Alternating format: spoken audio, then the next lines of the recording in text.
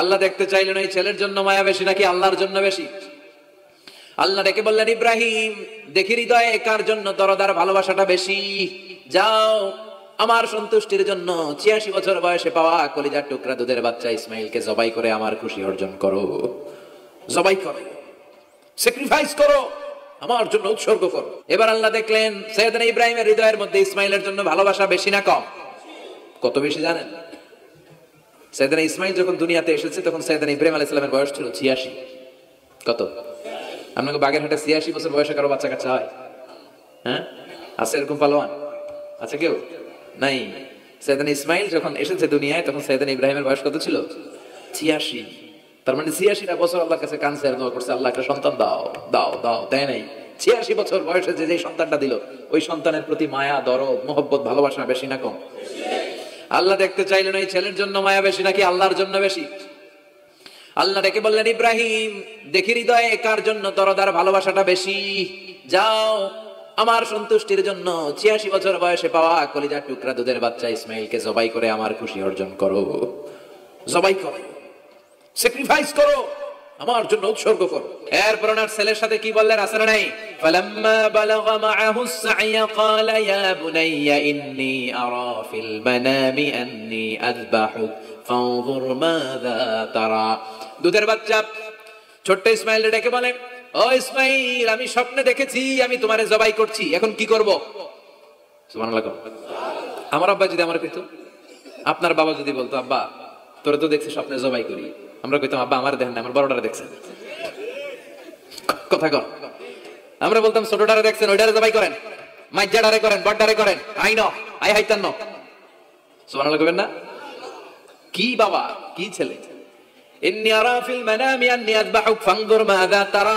ইসমাইল স্বপ্নে দেখেছি তোমারে জবাই করতেছি, কি করব কও? সাইয়েদনা ইব্রাহিম এই প্রশ্ন করার পরে সাইয়েদনা ইসমাইল বললেন, ক্বালা ইয়া আবাতি ফাআল মা তুমার। বাবা আপনি স্বপ্নে যা দেখেছেন ঠিক তাই করেন, যা দেখেছেন তাই করেন।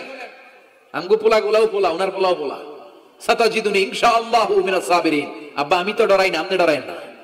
আমি ভয় পাই নাই, আমি ভয় আছে, আপনি ভয় পান কিনা? আল্লাহু আকবার। কি ছেলে দিয়েছিল আল্লাহ তারে। ইফআল মা তুমার সাতাজিদুনি ইনশাআল্লাহু মিনাস সাবিরিন। ও বাবা আপনি ভয় পায়েন না, ইনশাআল্লাহ আপনি আমারে ধৈর্যশীল দেখতে পাবেন, আপনি আমারে ধৈর্যশীল দেখতে পাবেন। তাহলে ছেলের সাথে কি কথা হয়েছে কোরআনে আছে না নাই? বলতে দেরি, ছুরি নিয়ে গলার মধ্যে ছুরি চালাতে 1 সেকেন্ডও দেরি করে নাই। সুবহানাল্লাহ পড়েন। তার মানে এই পরীক্ষায়ও আল্লাহ বলেন কদ সাদ্দাকতা রুইয়া ইন্না কাযালিকা নাজজিল মুহসিনিন। ইব্রাহিম ছুরি আর চালায়ও না। ইসমাইলের মারা আমার উদ্দেশ্য না, তোমার হৃদয়টা দেখা উদ্দেশ্য। এই ইসমাইল মরে গেলে তো সব ঘটনা উলটপালট লেগে যাবে, কারণ আখিরি জামানার পয়গম্বর বিশ্বনবী মুহাম্মদ রাসূলুল্লাহ সাল্লাল্লাহু আলাইহি ওয়াসাল্লাম এই ইসমাইলের বংশে পৃথিবীতে আগমন করবে। চিল্লায় কোন ঠিক কিনা? ইসমাইলকে বাঁচিয়ে রাখা আল্লাহর জন্য ওয়াজিব, আল্লাহ নিজের জন্য এটাকে আবশ্যক করেছেন। সুবহানাল্লাহ পড়েন। ইমাজিন কি স্যাক্রিফাইস তিনি করেছেন। প্রতিটা পরীক্ষায় পাস। পরীক্ষার ফলাফলে আল্লাহ কি বললেন? তোমার আমি কি বানাইলাম? নেতা। নেতা হওয়া এত সোজা না। লিডারশিপ কোয়ালিটিটা অনেক গুরুত্বপূর্ণ কোয়ালিটি, এটা চাইলেই পাওয়া যায় না। এটা নিজেকে তিলে তিলে পরীক্ষায় উত্তীর্ণ করে কষ্টি পাথর দিয়ে যাচাই বাছাই হওয়ার পরে নিজেকে প্রমাণ করে করে নেতা হতে হয়। চিৎকার করে বলেন ঠিক কিনা? আল্লাহ বললেন আমি আমার খালিল রে খালি পরীক্ষার উপর পরীক্ষা নিলাম। যারে আল্লাহ ভালোবাসে বেশি তার জীবনে পরীক্ষাও। বিশ্ব নবীরে আল্লাহ বুঝাতে চাইলেন, ও আমার নবী আপনার জীবনটা পরীক্ষাময়। এত পরীক্ষা দেখে বিচলিত হওয়ার কিছু নাই, টেনশনে পড়ার কিছু নাই, নিরাশ হওয়ার কিছু নাই। আপনার পিতা ইব্রাহিমকেও এরকম অনেকগুলো আমি পরীক্ষা নিয়েছি, আর প্রতিটা পরীক্ষায় আমার ইব্রাহিম খলিল সফলতার সাথে উত্তীর্ণ হয়েছে। আসাদুন নাসি বালাআন আল আম্বিয়া। এই পৃথিবীতে সবচেয়ে বেশি বালা মুসিবত আর পরীক্ষা আসে নবীদের কাজের। সুম্মাল আমসাল ফাল আমসাল। এরপরে সিদ্দিকিনদের, শুহাদাদের, সালেহিনদের। ইবতালা আর রাজুলু হাসাবা দীনি। ব্যক্তির দিনদারি যত বেশি তার উপর আল্লাহর পরীক্ষা। এজন্য মুমিন পরীক্ষাতে ভয় পায় না, মুমিন কখনো বিচলিত হয় না। মুমিন ভরসা রাখে একজনের উপর। চিল্লায় বলেন তিনি কে? আল্লাহ বললেন পরীক্ষার পর পাহাড় সম পরীক্ষা দিয়ে আমি আমার খলিল ইব্রাহিমকে যাচাই করেছি। একটা পরীক্ষায় ইব্রাহিম ফেল করে নাই, প্রতিটা পরীক্ষায় পাস।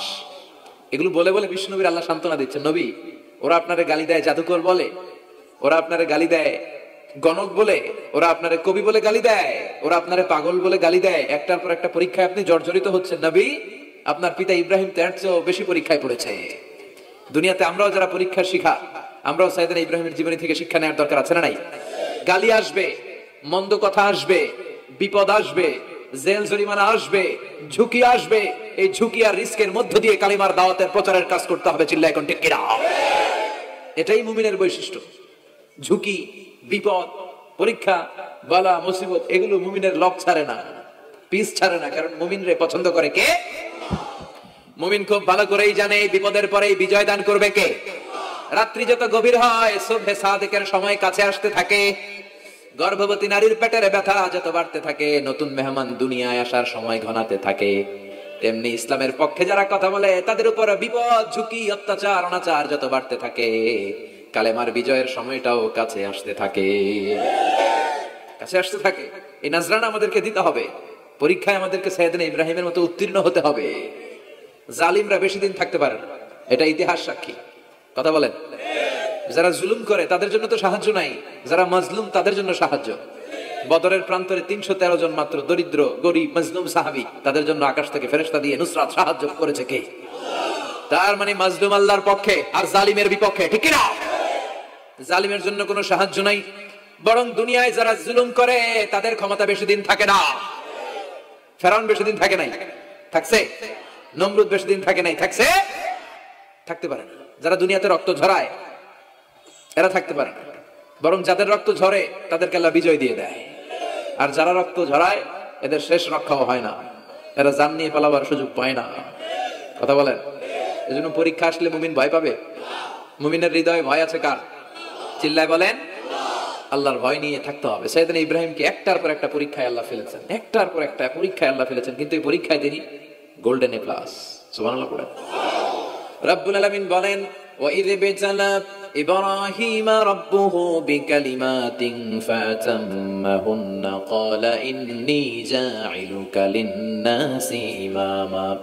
ও খলিল, একটার পর একটা পরীক্ষা আমি তোমার জীবনে নিয়েছি। বিশ্বনবীরা বললেন, আমার ইব্রাহিমের উপর একটার পর একটা পরীক্ষা আমি নিয়েছি। ইব্রাহিম প্রতিটা পরীক্ষায় পাস। আর খুশি হয়ে আমি বললাম, ইব্রাহিম, আমি তোমার নেতা বানায় দিলাম। আল্লাহ put Sayyidina Ibrahim in some tests and trials, and Sayyidina Ibrahim successfully overcome all the tests. Allah said, Ibrahim, I'm gonna make you the leader. Ibrahim, আমি তোর লিডার বানাই দেব। এই ফলাফল স্বরূপ তোমার আমি গোটা বিশ্বের নেতা বানাই দিব। I'm gonna make you the leader. এজন্য সাইয়েদনা ইব্রাহিমকে নেতা বানাই দিলেন কে? একটার পর একটা পরীক্ষা তিনি দিয়েছেন। একটাও সাধারণ পরীক্ষা ছিল না, সব ভয়ঙ্কর পরীক্ষা। পরীক্ষাগুলো ছিল অগ্নি পরীক্ষা। পরীক্ষা নাম্বার 1 ইলকাউহু ফিন্নার, আগুনের পরীক্ষা। নমরুদ বলে, ইব্রাহিম, ঈমান ত্যাগ করো, না হলে আগুনে ফেলবো। কোথায় ফেলবো? সাইয়েদনা ইব্রাহিম বলে, আমার জীবন যাবে কিন্তু ঈমান যাবে। ঈমানের পথে অবিচল থেকে আমার মরণ যেন হয়। তোমারই কাছে মিনতি আমার, তোমারই কাছে মিনতি আমার, মহামহিম দয়াময়। ঈমানের পথে অবিচল থেকে আমার মরণ যেন হয়। পড়ে না? আমিন। নমরুদ বলে, ইব্রাহিম, ঈমান ছাড়ো, তা না হলে আগুনে ফেলবো। ইব্রাহিম বলে, জীবন যাবে কিন্তু ঈমান যাবে। তার মানে পরীক্ষায় পাস, আগুনে ফেলে দেয়া হলো। ঈমান হারা করতে পারে নাই নমরুদ। তার মানে আগুনের পরীক্ষায় নাকি ফেল না পাস? পরীক্ষা নাম্বার 1। পরীক্ষা নাম্বার 2 আল্লাহ বললেন, ইব্রাহিম, কলিজার টুকরা সন্তান ইসমাইলকে আর প্রিয়তমা স্ত্রী হাজারকে মক্কার ধুধু প্রান্তরে রেখে আসো, যেখানে কোনো মানুষ নাই, কোনো পাখি নাই, কোনো প্রাণী নাই, কোনো খাওয়ার পানিও নাই, কেউ নাই, জনমানব শূন্য এলাকার মধ্যে ফ্যামিলির সবাইকে রেখে আসো, ইসমাইলরেও রেখে আসো, হাজারকেও রেখে আসো। কোনো টু শব্দ করলেন না। সাইয়েদনা ইব্রাহিম কিছু জিজ্ঞেস করলেন না, বলার সাথে সাথে ওনার স্ত্রী আর কলিজার টুকরা বাচ্চাটারে মক্কার ধুধু প্রান্তরে রেখে দিয়ে আসলেন। এই পরীক্ষায়ও, কথা বলেন, এই পরীক্ষায়ও আমাদেরকে যদি আল্লাহ বলে, যাও তোমার সন্তান তোমার স্ত্রীকে রেখে আসো সাহারা মরুভূমিতে, পারবেন? হ্যাঁ, কি পরীক্ষা দিয়ে আল্লাহ প্রিয় হয়েছে। তার মানে আগুনের পরীক্ষায় পাস, ফ্যামিলি বিসর্জন দেওয়ার পরীক্ষায় পাস। আবার আল্লাহ বললেন, ওয়াজআলনা ফি যুররিয়াতিহিন নুবুওয়াতা ওয়াল কিতাব, আমি খুশি হয়ে এই ইব্রাহিমের বংশের মধ্যে নবুয়ত দিয়েছি, আবার কিতাবও দিয়েছি। সুবহানাল্লাহ বলেন। তিনি নবুয়ত দিয়েছেন। পৃথিবীতে যত নবী আসছে সব সাইয়েদনা ইব্রাহিমের নাতিপুতি। সব কি বিশ্বাস হয় না? এই পৃথিবীতে যত পয়গম্বর এসেছেন তার 99.99% নবীরাই ওনার ছেলে আর নাতিপুতি। চিল্লায় পড়েন আল্লাহু আকবার। এজন্য ওনারে বলা হয় আবুল আম্বিয়া, father of the all prophets, সব নবীদের বাবা। ওনার বয়স যখন 86 তখন আল্লাহ সাইয়েদনা ইসমাইলকে দিলেন। বয়স যখন 100 তখন সাইয়েদনা ইসহাক আলাইহিস সালামকে আল্লাহ দিলেন। এইদিকে ইসমাইল, এদিকে সবাই বলেন এদিকে, এদিকে সবাই বলেন এটা এটা ইসহাক। পৃথিবীতে যত নবী এসেছে সব ইসহাকের চ্যানেলে এসেছে। এই সাইয়েদনা ইসহাক আলাইহিস সালামের চ্যানেলে এসেছে। সাইয়েদনা ইসমাইলের চ্যানেলে নবী নাই, কোন নবী নাই, নবী ছাড়া চ্যানেল। আর এখানে যত হাজার হাজার লক্ষাধিক নবী এসেছে সব নবী ইসহাক আলাইহিস সালামের চ্যানেলে যারা এসেছে সব নবীরা অন্যান্যদেরকে বলে যাইতো, তার উম্মতকে বলে যেত যে সবশেষে একজন নবী আসবে, তিনি হবেন সর্বশ্রেষ্ঠ নবী, তিনি হবেন সর্বশ্রেষ্ঠ নবী। তো এদের এই চ্যানেলে এত নবী, এরা ভাবছে ওই সর্বশেষ নবীটাও এদিক দিয়েই আসবে। কিন্তু আল্লাহ হাজার হাজার লক্ষ নবী এই চ্যানেলে পাঠালেন, কিন্তু সর্বশেষ নবীটা এখানে পাঠালেন না। সর্বশেষ চ্যানেলের নবীটা আল্লাহ এই চ্যানেলে পাঠিয়ে দিলেন। সর্বশেষ নবীটা সাইয়েদনা ইসমাইলের চ্যানেলে এসেছে। এজন্য ওরা হচ্ছে বানি ইসরাইল আর আমরা হচ্ছে বানি ইসমাইল। সুবহানাল্লাহ পড়বেন না? উনার ধর্ম, উনার চেইন থেকে ইহুদিবাদ, খ্রিস্টবাদ, ইসলাম, এই তিন ধর্মের জন্য। ইহুদিবাদ আল্লাহর দেয়া ধর্ম, খ্রিস্টবাদ আল্লাহর দেয়া ধর্ম, কিন্তু আল্লাহর দেয়া শরীয়তের উপর ওরা অবশিষ্ট থাকে নাই, থেকেছে শুধু ইসলাম, ঠিক কিনা? এজন্য আমরা প্রত্যেক নামাজে পড়ি গায়রিল মাগদুবি আলাইহিম ওয়ালাদ-দাল্লিন। ও আল্লাহ, গায়রিল মাগদুব, যাদের উপর তোমার রাগ ক্রোধ, তাদের পথ আমরা চাই না, ওরা হলো ইহুদিরা। ওয়ালাদ-দাল্লিন, আর যারা ভ্রষ্ট তাদের পথও চাই না, এরা হলো নাসারারা। তিন ধর্মের গোড়া সাইয়েদনা ইব্রাহিমের সাথে লেগেছে। এজন্য এই তিন ধর্মকে একসাথে বলে কম্পারেটিভ রিলিজিয়ন, তুলনামূলক ধর্মতত্ত্বের ভাষায় অ্যাব্রাহামেটিক ফেইথ। কি বলে? অ্যাব্রাহামেটিক ফেইথ বলে। এজন্য ওনাকে বলা হয় আবুল আম্বিয়া। সব নবীরা এই চ্যানেলে এসেছে, তার মানে সব নবী সাইয়েদনা ইব্রাহিমের নাতিপুতি। আবার এই প্রতিটা নবীর জন্য আল্লাহ তাআলা আকাশ থেকে কিতাব নাজিল করেছেন। চিল্লায়ে বলেন ঠিক কিনা? আল্লাহ বলে ইব্রাহিম তোমারও আমি কিতাব দিলাম। সাইয়েদনা ইব্রাহিম আলাইহিস সালামের উপর কিতাব আছে না নাই? ওই কিতাবের নাম কি? কে পারে? ইন্না হাযা লাফিস সুহুফিল উলা সুহুফি ইব্রাহিম ওয়া মূসা। সুহুফ ইব্রাহিম, সাইয়েদনা ইব্রাহিমকে আল্লাহ তাআলা সহিফা দান করেছেন। চিল্লায়ে পড়েন আল্লাহু আকবার। আবার এই নবীর নামে আল্লাহর কোরআনে একটা সূরা আছে না নাই?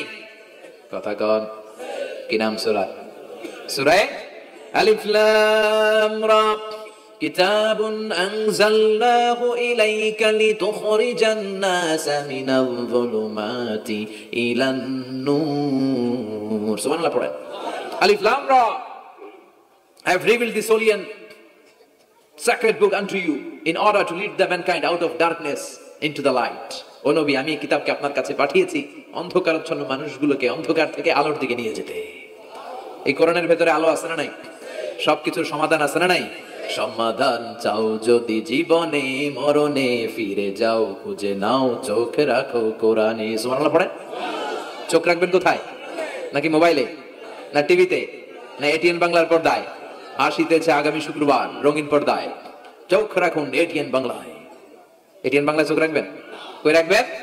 সমাধান চাও যদি জীবনে মরণে, ফিরে যাও খুঁজে নাও চোখ রাখো কোরআনে। ঠিক কি না? If you want the solution this dunya and akhirah, go back, have a look to the holy Quran. সুবহানাল্লাহ পড়েন। কি নবী আল্লাহ বানালেন, ওই নবীর নামে আল্লাহ একটা সূরা দিলেন। আবার আল্লাহ বললেন, ও দুনিয়ার মুসলমানেরা শোনো, তোমাদেরকে মুসলমান বলে নাম করেছে সাইয়েদনা ইব্রাহিম। ঠিক কি না? আবার এই নবী সাধারণ কোন নবী নয়, এই নবী হলো তোমাদের জাতির পিতা। আমাগো জাতির পিতা কেডা? কথা কন আরো জোরে, সবাই মিলে বলে মিল্লাতা আবিকুম ইব্রাহিম হুয়া সাম্মাকুমুল মুসলিমিন। মিল্লাতা আবিকুম ইব্রাহিম, তোমাদের জাতির পিতার নাম, আমাদের জাতির পিতার নাম ওয়া সাম্মাকুমুল মুসলিমিন, তিনি তোমাদেরকে মুসলমান নামকরণ করেছে। আবার আল্লাহ বললেন আসলিম, ইব্রাহিম তুমি সবাইরে মুসলমান বানাও, আগে নিজে মুসলমান হও। আসলিম ক্বালা আসলামতু লিরাব্বিল। ও ইব্রাহিম তুমি মুসলমান হও বলার সাথে সাথে ইব্রাহিম বলে আল্লাহ দেরি নাই, আমি মুসলমান হয়ে গেলাম। ইহুদিরা দাবি করতো সাইয়েদনা ইব্রাহিম নাকি ইহুদি, নাউজুবিল্লাহ পড়বেন না? খ্রিস্টানরা দাবি করতো সাইয়েদনা ইব্রাহিম নাকি খ্রিস্টান। আল্লাহ বলে মা কানা ইব্রাহিম ইয়াহুদিয়ান ওয়ালা নাসরানিয়ান ওয়ালাকিন কানা হানিফাম মুসলিমা। আল্লাহ বলে আমার ইব্রাহিম ইহুদি নয়, আমার ইব্রাহিম খ্রিস্টান নয়, আমার ইব্রাহিম পাক্কা মুসলমান, হানিফান মুসলিমা, পাক্কা মুসলমান, ওনার ইসলামে কোনো সন্দেহ। এজন্য আল্লাহ খুশি হয়, ওনার একটা উপাধি দিলেন। উপাধিটা হলো লা হালিম, ইন্না ইব্রাহিম লা হালিমুন আওয়াহুম মুনিব। আমার ইব্রাহিম সহনশীল, আমার ইব্রাহিম ভদ্র। সুবহানাল্লাহ বলেন। আমাদের বাংলাদেশে আমাদের মুসলমানদের মধ্যে এটা সবচেয়ে বড় অভাব, সহনশীলতা আমাদের নাই। কথা কর, নিজে যেটা বুঝি ওইটাই। আমি তাবলীগ করি, আমি মনে করি আমি হক, বাকি সব বাতিল। এই সমস্যাগুলো বাগেরহাটে আছে না নাই? হ্যাঁ, আমি যদি জামাত ইসলাম করি, আমি মনে করি আমি হক, বাকি একটা দলের আমি হক বলতে চাই না। আছে না এরকম? আমি আহলে হাদিস, সো আমি হক, আর বাকি যা আছে সব বাতিল। আমি কওমি, তো আমি ভালো, আলিয়া সব খালিয়া। কথা কর। আবার আমি আলিয়া, আমি ভালো, কওমিয়া সব শেষ। এই ঠেলা ঠেলা এই দেশে আছে না নাই? এক ইসলাম, এক নবী, এক কোরআন, এর কোনো সহনশীলতা নাই। সে অন্য নেশাবে পড়ুক, সে অন্য মতদের হোক, সে তো আমার ভাই। সবচেয়ে বড় পরিচয়, সেও মুসলিম, আমিও মুসলিম। এই চিন্তাটুকু নাই। আল মুমিনুনা ইখওয়া, ব্রাদারহুড, ভ্রাতৃত্বের এই বন্ধনটা আমাদের মধ্যে নাই। আমরা একে অপরকে গালিগালাজ করতে দেরি করি না, একটু চিন্তা করি না। কাফের বলে ফতুয়া দিতেও দেরি করি না। কথা কর, ফতুয়া আছে না নাই? কয় তুই কাফের 10 কারণে, তুই কাফের 20 কারণে, তোর দাদা কাফের, তোর নানা কাফের, তোর পীর সাহেব কাফের, আছে না নাই? তোর এই কাফের পীর সাহেব মারা গেলে, এই পীর সাহেবের যে কবরে শোয়ানো হবে, ওই কবরের উপরে যে ঘাস উঠবে, ওই ঘাস যে গরু খাবে, ওই গরুর যে দুধ খাবে, ওইটাও কাফের। আছে না নাই? খালি ফতুয়াবাজি। আল্লাহ বললেন আমার ইব্রাহিম ফতুয়াবাজি করে নাই। ইন্না ইব্রাহিম লা হালিমুন আওয়াহুম মুনিব। আমার ইব্রাহিম ছিল সহনশীল, ভদ্র একজন নবী। চিৎকার করে বলতে হবে ঠিক কিনা?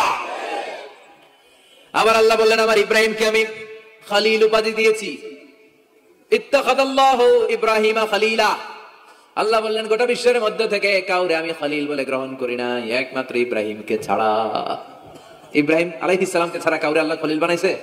খলিল মানে বন্ধু, খলিল মানে, সবাই বলেন খলিল মানে। সাইয়েদনা ইব্রাহিমকে বানাইছেন খলিল, আর বিশ্বনবীকে বানাইছেন হাবিব। বিশ্বনবীর কি বানাইছে? সাইয়েদনা ইব্রাহিম খলিল। বাপ বেটা, একজন খলিল একজন হাবিব। বাপ কা বেটা সিপাহী কা ঘোড়া, কুছ না হতো থোড়া থোড়া। ঠিক কিনা? বাপ ভালো তার বেটা ভালো, তাই মা ভালো তার ঝি। গাই ভালো তার দুধ ভালো রে, দুধ ভালো তার ঘি। বাবা যদি ভালো হয় ছেলে ভালো, মা যদি ভালো হয় মেয়ে ভালো, গাই যদি ভালো হয় দুধ ভালো, দুধ ভালো তো ঘি ভালো। কথা বলেন। যেমন বাপ তেমন বেটা। বাবা হলেন খলিল, ছেলে হলো হাবিব। খলিল মানেও বন্ধু, হাবিব মানেও বন্ধু। খলিল মানে এমন বন্ধু যেই বন্ধু আল্লাহরে খুশি করার জন্য কাজ করে। কথা বুঝতে হবে। খলিল মানে এমন বন্ধু যে বন্ধু আল্লাহরে খুশি করার জন্য কাজ করে। আর হাবিব মানে এমন বন্ধু যে বন্ধুরে খুশি করার জন্য আল্লাহ নিজেই কাজ করে। কার দাম বেশি?